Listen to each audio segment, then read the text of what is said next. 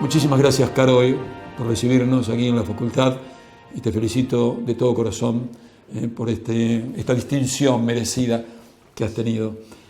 Así que muchas gracias por recibirnos. No, muchas gracias y bueno, por la felicitación y me alegra que nos estén visitando. Caro, ¿dónde naciste?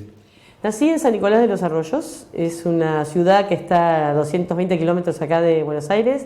La familia de mi madre era de ahí y bueno, iba allá a tener a sus hijos, que estaba su mamá, y bueno, ese es mi lugar, ¿no? De nacimiento y de pertenencia, y después, aunque sí siempre viví en la ciudad de Buenos Aires. ¿Mamá, papá viven? Mi mamá vive, mi papá falleció en el 2011, mi mamá tiene 87 años, súper vital y muy conectada con todo. ¿Papá qué hacía? ¿Cómo se llamaba papá? Mi papá se llama José, era empleado de la parte de contabilidad de la Confederación de Empleados de Comercio, porque tiene una vieja historia, mi familia también de militancia, acción en el peronismo, en el socialismo. Y bueno, mi padre trabajaba bien, pero era muy autodidacta, era muy amante de la historia, la cultura, la ciencia. Entonces crecimos, mi mamá era asistente social, ¿Cómo pero se llama? no ¿Mamá cómo Susana. se llama? Susana. Pero no ejerció porque después tuvo 5 hijos y se dedicó a eso. Sí, yo soy la mayor de 5. La mayor. Y bueno, pero era un ambiente muy... 3 mujeres y 2 varones, bien diverso. Y bueno, una familia eso con mucha curiosidad. Yo creo que eso, el tema, yo he elegido la ciencia, pero he elegido la historia también, las letras. O sea que era la nena, la primera llegada a la nena del pero padre. Hubo 3 grandes. Después siguieron. Muy fuertes todas las mujeres de la familia, sí. ¿Y tan estudiosas como vos? Sí, cada una. Mi hermana Mariana es psicóloga y también maestra. Mi hermana María Teresa es analista de sistemas, maestra también. Así que bueno, tengo otro hermano músico, Francisco, mi hermano Galo, administración de empresas. Qué educadores, ¿no? Sí, la verdad que sí. Y eso, esas discusiones de todo, ¿no? Que está bueno. ¿Y qué es Susana para vos? Todo. La verdad que ella fue la que me motivó a estudiar la ciencia de la atmósfera. Porque bueno, allá en San Nicolás, esas tormentas y demás, claro. En vez de darles miedo, salíamos a ver qué era lo que venía, de dónde. Y bueno, yo de hecho di una charla TED sobre ese tema, sobre cómo mi mamá influyó en el amor primero por los fenómenos meteorológicos. Y después, bueno, yo me decidí por esta carrera, ¿no? ¿Y papá te vio licenciada? Sí, no, él me dio el título de licenciada, de doctora, también... falleció 7 años atrás, entonces ya tuvo bastante en mi carrera, sí. Bueno, hay que conocer estas cosas. ¿Dónde hiciste la escuela elemental, la escuela primaria, Caro? Acá en la ciudad de Buenos Aires, en una escuela de barrio. Mis padres en ese momento eligieron una escuela religiosa. Mi mamá era más religiosa que mi papá tuvo así su paso por el Partido Comunista, esas cosas, pero en los 70 eran momentos difíciles, dictadura, entonces como que me parece también en un lugar como más contenido, ¿no? Lo pasé bien, quizás me hubiera gustado también ir a otra escuela más combativa, pero... ¿Eras buena alumna? Sí. ¿Muy estudiosa eras? No, bueno, sí, estudiaba, pero... ¿Abanderada? Hasta escolta llegué. Pero la realidad era eso que me gustaba. No era solo que estudiaba porque había que estudiar, sino que lo que me daba curiosidad lo estudiaba profundamente y lo otro tenía cierta facilidad. Entonces, ¿Y la enseñanza secundaria en la escuela? En las dos, en la primaria y en la secundaria. ¿Tenés alguien que te haya marcado, alguien que quieras recordar, que puedas recordar? ¿En la escuela primaria y secundaria? ¿En la escuela primaria o secundaria? Había algunas profesoras, por ejemplo, que me motivaban a escribir. Yo en ese momento... ¿Te motivaban a escribir? Sí, gané algún premio por una poesía, cosas así. Y también en algún momento hubo una profesora de literatura que empezó como un periódico en el colegio. Y entonces empecé a escribir un momento, pero después me fui, porque hago un poco de censura. En el año 78 fue cuando empecé. Claro, que yo estaba claro, y era justo el Mundial. Sí. Y entonces habíamos salido a hacer entrevistas por la calle Florida, y bueno, justo era un jueves y estaban las madres de Plaza de Mayo, y entonces yo documenté como periodista que estaba pasando al mismo tiempo. ¿Qué tenías, 15, 16? Claro, tenía 16. Y entonces yo documenté que era el momento de las marchas, lo que eran los desaparecidos, y bueno, me censuraron porque la excusa que me dieron era porque había familias de militares en el colegio que podrían sentirse agredidos. Qué coraje tuyo. Bueno, ya ahí había una expresión juvenil Sí. que se acercaba a las estrellas, Sí, a un motivada universo distinto por un de la poco, vida. claro. ¿Y en la universidad entonces? Y en la universidad entré en el 80, 80. lo cual era un momento ¡Wow! durísimo en el país, pero para mí fue, y a pesar de todo eso, fue como ver la luz, un poco de libertad, Mirá. porque claro, esta facultad, aún en los peores momentos de dictadura, es un lugar que se respira eso, diálogo, conocimiento. Libertad.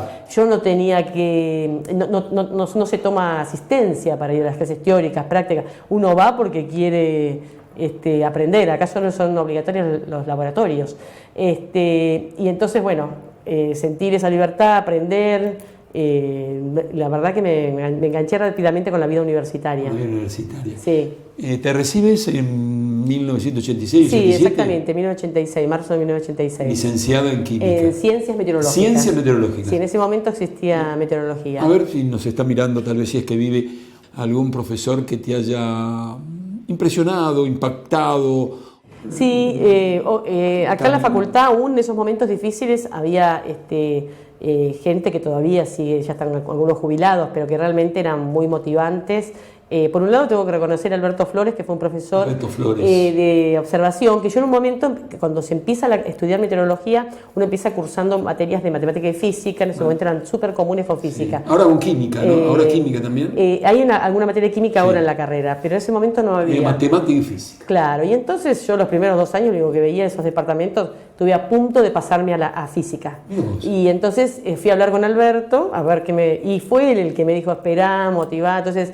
Gracias a él yo seguí en la meteorología. ¿Vive? Sí, está jubilado, pero bueno, vive. Si ve este programa va a ser una alegría para él. Y él lo sabe esto, yo lo he contado en otras oportunidades. Y después Matilde Nicolini, otra profesora de esta facultad, que realmente aprender sobre las tormentas que se generan en este país, Mario Núñez en modelado, Walter Vargas en estadística, Vicente Barros en temas de cambio climático. No, realmente hemos tenido un lujo de profesores en este departamento, y también gracias a que la comunidad científica en temas de meteorología y clima están muy relacionados internacionalmente, trabajamos en coordinación. Hubo otro también, investigadoras argentinas que si bien se quedaron en Estados Unidos después del 66, ellas en particular hay 2 personas que para mí fueron como también almas mater. Una es Eugenia Canline, que fue la directora de tesis, que fue directora de la División de Investigación y Desarrollo del Servicio Meteorológico de Estados Unidos. Ella tiene el artículo publicado en las geociencias con más citas del mundo, ¿no?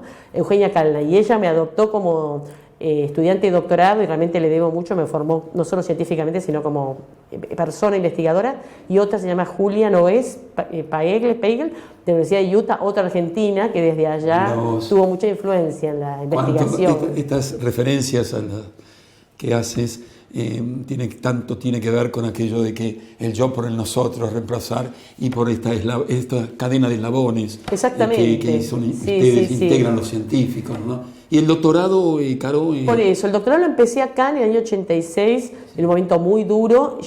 El tema era un tema bastante matemáticamente complejo, que se llama asimilación de datos, análisis objetivo. Es como para realizar el pronóstico uno necesita resolver las ecuaciones que rigen la atmósfera en una computadora. Eso se llama modelo numérico de la atmósfera, pero hay que darle las condiciones iniciales, hay que decirle cuáles son las condiciones del momento, de temperatura, viento, presión, pero eso viene de las observaciones que se realizan con distintos sistemas de observación en distintos momentos, en distintos lugares del país y del mundo, y hay un problema matemático sobre cómo integrar esas observaciones de una manera consistente para que los modelos puedan pronosticar. Ese tema me lo sugiere un profesor de ese momento. Yo empiezo a hacer el doctorado, pero en un momento de crisis en la Argentina y en el sistema científico muy grande. Obtiene un puesto en la Organización Meteorológica Mundial, este profesor, investigador, parte hacia Ginebra y yo me quedo sin director. Me incorporo al grupo del doctor Mario Núñez, que hacía modelado numérico, era lo más cercano, pero no hacían estas metodologías. Entonces, por 2 años estuve prácticamente sola, empezando mi doctorado, hasta que vino por una conferencia esta doctora Eugenia Canline, que vio lo que yo estaba haciendo, se sorprendió de que yo estuviera trabajando sola y que había avanzado tanto, y me ofreció dirigirme. Y entonces ahí ella es una de las personas del mundo expertas en este tema. Y entonces ahí me da la oportunidad de poder ir a Washington y hacer parte de mi doctorado en el Servicio Meteorológico de Estados Unidos, en la división que ella dirigía. Entonces ahí, bueno, tuve la oportunidad muy temprano de poder realizar las investigaciones en el lugar donde realmente era la cuna de eso. Ahora, tienes un currículum impresionante que iremos mostrando, y el director, la directora del programa durante esta charla, Caro, pero yo te comentaba fuera de cámaras que justamente vos estabas haciendo el doctorado en ese entonces, que nosotros, en este caso, este periodista, entrevistó hace 30 años a un ingeniero agrónomo llamado Jacinto Burgos. Si bien vos me decías fuera de cámaras, pero quiero que me aclares este concepto para el gran público, que en el reducto, no debiera ser así, científico, había conocimientos sobre esto que decía Jacinto Burgos públicamente en la Argentina y en el mundo, que era los clorofluoroscarbonados, la disminución de la capa de ozono, el recalentamiento de la Tierra, la disminución de los polos, el crecimiento de los mares, bueno, toda esta cosa que imagínate que cuando hace 30 años este periodista preguntaba esto y un científico decía esto, ¿de qué hablan estos tipos? Pero sin embargo, vos me dijiste fuera de cámaras, Jorge, a nivel nacional e internacional se conocía sobre el tema. Incluso fuiste algunas décadas atrás. ¿Me lo aclarás, por favor? Sí, la verdad que es interesante y vale la pena mencionar la historia que hay atrás del conocimiento del cambio climático, que no es algo que apareció de un día para el otro. Claro. De hecho, bueno, el cambio climático, estamos hablando del efecto que las actividades humanas están produciendo en la atmósfera, emitiendo gases que se llaman de efecto invernadero. El efecto invernadero es un fenómeno natural que tiene en esta atmósfera, que la presencia de dióxido de carbono, vapor de agua en la atmósfera, retiene parte del calor que emana en la superficie terrestre y entonces permite la vida en este planeta a temperaturas habitables. Pero las actividades humanas están incorporando más de esos gases al utilizar combustibles fósiles, el cambio de uso de la tierra, etc. Entonces, ya en el siglo XIX había un señor, un ejemplo de unos investigadores llamado Svante Arrhenius en Suecia, 1800 y pico. Pude ir a la Academia Nacional de Suecia, donde se dan los premios Nobel, y hay un cuadro de este señor. Y me saqué la foto con este señor, donde él teorizó, tomó unas ecuaciones que rigen el balance de energía en la atmósfera y dijo, si se aumentan estos gases, la temperatura va a aumentar. Esto fue a fines del siglo XIX.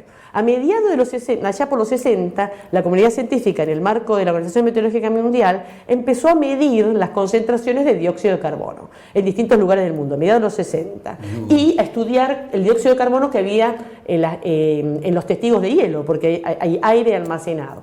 Y entonces, de los 60 hasta los 80, se empezó a ver que estaba aumentando el dióxido de carbono. Entonces ahí entraron en juego los modelos matemáticos. Entonces se empezaron a hacer las primeras simulaciones diciendo, bueno, ¿qué pasa si incorporamos este aumento que ya estamos observando de los gases de efecto invernadero en estos modelos? Y ellos mostraron calentamiento global.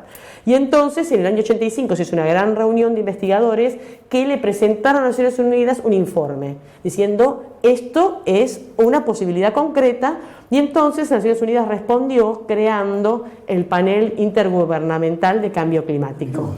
Y entonces a partir de allí fue en el año 88 se creó el panel, que es un diálogo entre ciencia y sociedad, entre ciencia y los gobiernos, donde hay una asamblea de Naciones Unidas, donde con el primer reporte del IPCC que se presenta a Naciones Unidas decide crear la Convención Marco de Naciones Unidas para el Cambio Climático, que es esa convención que se reúne todos los años y que fue la que en diciembre de 2015 aprobó el Acuerdo de París.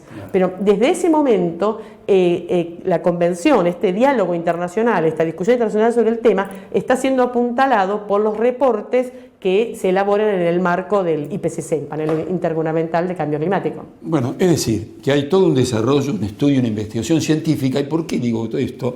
Porque no ignoras, lamentablemente, que se niega, desde el punto de vista seguramente industrial o empresarial, político, económico a nivel internacional, que el cambio climático sea...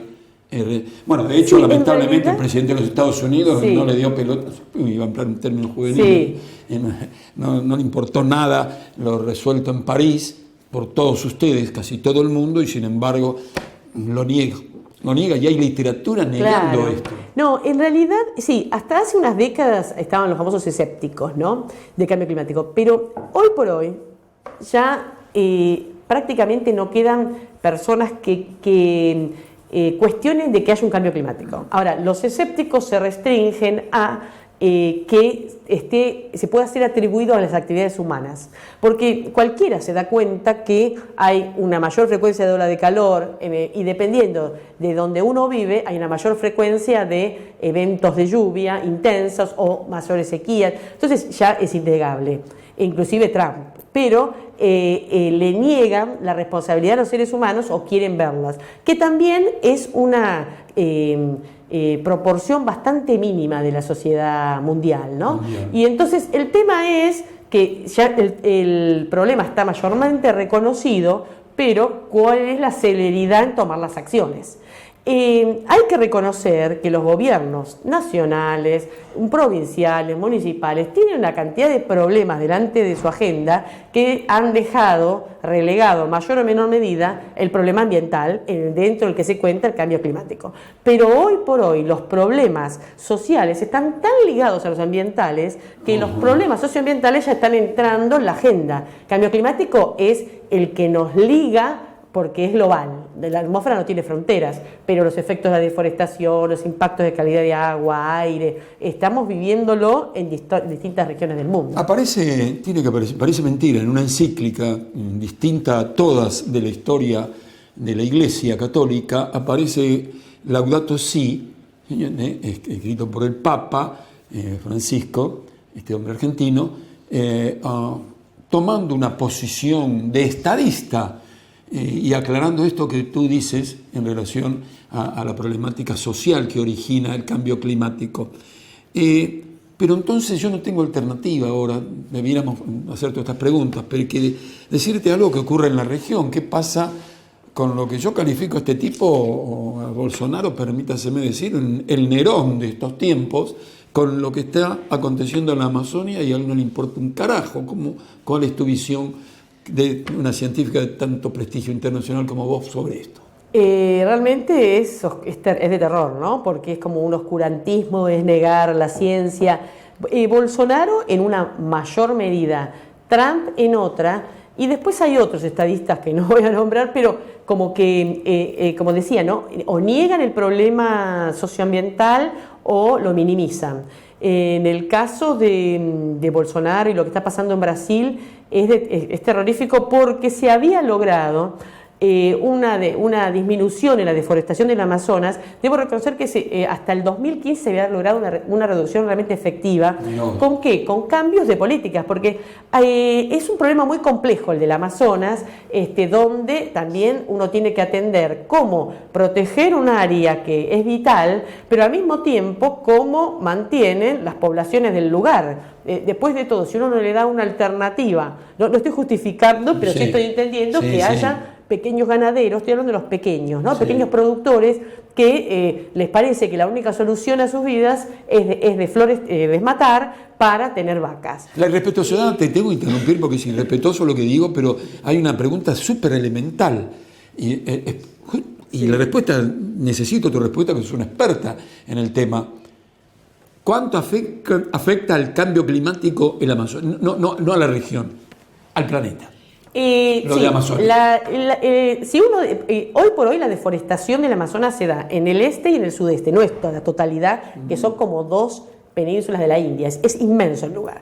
Pero eso ya está estudiado. En el caso que se deforeste más del 70% del Amazonas, la selva no volvería y se está perdiendo un sumidero de los más importantes de dióxido de carbono, porque esa es la principal contribución de la floresta tropical del Amazonas, es la absorción que produce de dióxido de carbono.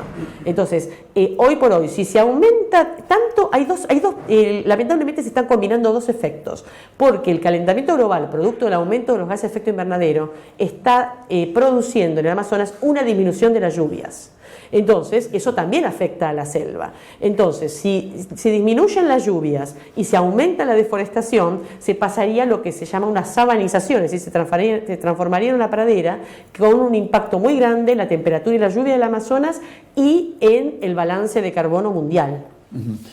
Vos que sos integrante del IPCC y que tenés este prestigio que nos llena de orgullo a todos los argentinos, porque este premio que te han dado lo recibían solamente estadounidenses, australianos, europeos, y aparece para gloria, y aparece una luz, viste que alguien buscaba la luz, no se encontró nunca, pero aparece una luz científica muy importante para la región, para los argentinos en especial. ¿En el IPCC se está tratando esta problemática de la Amazonia? Sí. En este último reporte, el IPCC, cada ciclo, comenzó en el 2016, realiza diferentes tipos de reportes. El último fue justo un reporte especial que evalúa las interrelaciones entre el cambio climático, la degradación y desertificación de suelos, la insustentabilidad del manejo del suelo y la seguridad alimentaria. Porque son todos temas que en Naciones Unidas, en distintos ámbitos, se están abordando pero de manera fragmentada. Y la realidad es que hay que ver las interrelaciones porque acciones para enfrentar el cambio climático tomadas en el buen sentido pueden ser beneficiosas para garantizar la seguridad alimentaria, así como para proteger los suelos y los ecosistemas que allí habitan. Y hay varias conclusiones muy interesantes sobre el tema.